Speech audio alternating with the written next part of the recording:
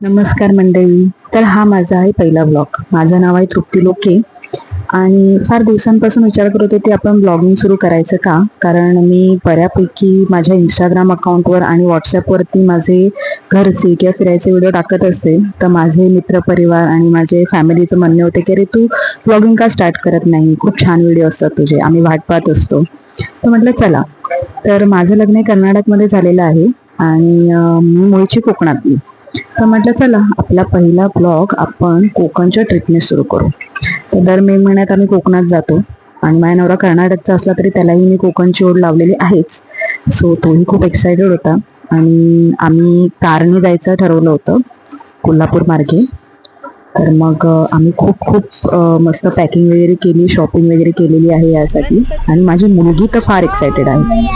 मग काय, आम्ही आमचा प्रवास सकाळी 4 वाजता सुरू केला. गणपती बाप्पा, स्वामी समर्थ सगळ्यांचं नाव घेऊन आम्ही म्हटलं चला आता प्रवास सुरू करू. मुलीची एक्साइटमेंट बघून असे वाटले की अरे वा, आपण आपल्या मुलीमध्ये जर हे गावची आवड निर्माण करू शकलो तर ही आपल्यासाठी खूप मोठी गोष्ट आहे. तर आता 10 ते 12 तास माझा नवरा कंटिन्यू गाडी चालवणार होता, त्यामुळे त्याचंही कौतुक करायलाच हवे, तर ते आम्ही पोचल्यावर करू. तर अशा प्रकारे आम्ही आमचा प्रवास सुरू केला. मस्तपैकी गाणी लावलेली आणि माझ्या नवऱ्याचं असं म्हणणं होतं की आपण रात्रीच निघायला होतं जेणेकरून आपण लवकर पोचलो असतो. पण माझं पर्सनल असं मत आहे की कोणतीही चांगली सुरुवात ही पहाटे करावी, कारण पहाटे हे थोडं पॉझिटिव्हिटी असते. आणि एक टेक्निकली पाहायला गेलं तर जरा गाडीचा काही प्रॉब्लेम झाला किंवा काही इश्यू असेल, पेट्रोल किंवा टायर, तर सकाळी मदत फार लवकर मिळते.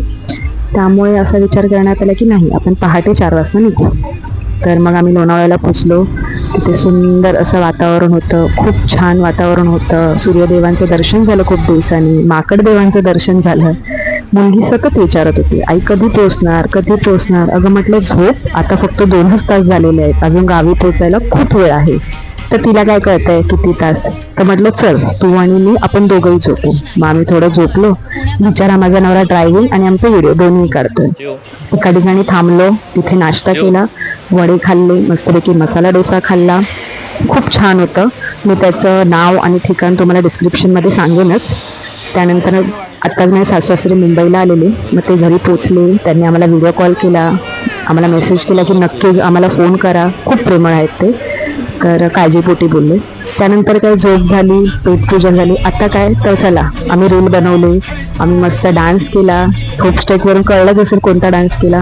मग पोचलो आम्ही घाटात. सुंदर धबधबा बघितला, लोकांनी गर्दी केलेली, फोटो काढत होते. आम्ही विचार केला पण म्हटलं नको, ट्रॅफिक लागलं, अडकलो तर पुढे आपल्याला खूप प्रवास करायचा आहे. हे बघा कसं वाटतंय, मस्त ना. असं वाटतं की ढगांमध्ये चालू आहे आपण.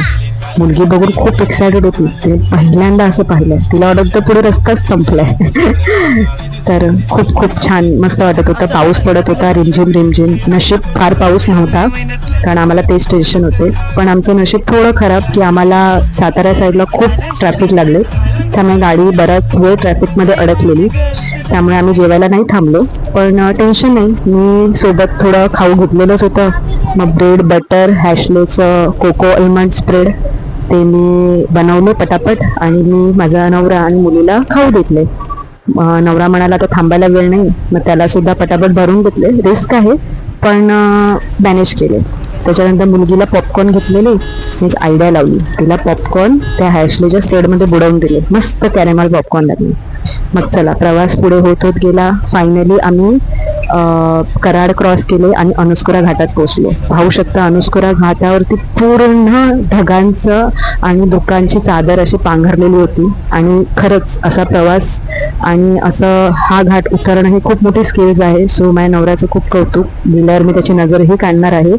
आणि खूप खूप म्हणजे खूप छान वाटलं त्याची स्किल्स बघून की तो इतका सुंदर, कारण ही त्याची सेकंड ट्रिपच आहे कोकणातली आणि इतके तास प्रवास केला. फायनली आम्ही आमच्या गावी पोचलो. हे आमचं गणपतीचं मंदिर, पाया पडलो लांबूनच सध्या, नंतर जाऊच. आणि मग आणि त्याचबरोबर पावसाने सुद्धा आम्हाला दर्शन दिले, आमचं स्वागत केलं. आणि मे महिन्यामध्ये पाऊस लागणं म्हणजे क्वचित, पण काय माहीत, आम्हाला असं वाटत होतं आम्ही गणपतीला झालेलो आहोत. पण ठीक आहे, थंडावा होता, गारठा होता. फायनली आम्ही आमच्या घराच्या जवळ पोचलो. पप्पांनी कॉल करून करून हैराण केले होते, कधी येत आहे, कधी पोचणार. मग फायनली त्यांना हॉर्न दिला सो लगेचच ते घ्यायला आले. चिव झोपलेली आजोबांना बघून टवटवीत झाली आणि मग आजोबांनी आम्ही पार्किंग केली, सामान घेतले आणि आमच्या घराकडे मग उतरलो. घरात आलो आणि चिवला तिची आजी मिळाली. आजी आजोबांनी चिवला जवळ घेतले, खूप प्रेम केले, कारण 1 महिन्यांनी ती त्यांना भेटत होती त्यामुळे. तर अशा प्रकारे मग आम्ही गावी पोचलो, छानपैकी आराम केला, झोपलो. आता पुढे आम्ही काय काय करणार हे मी नक्कीच माझ्या पुढच्या ब्लॉगमध्ये सांगेन.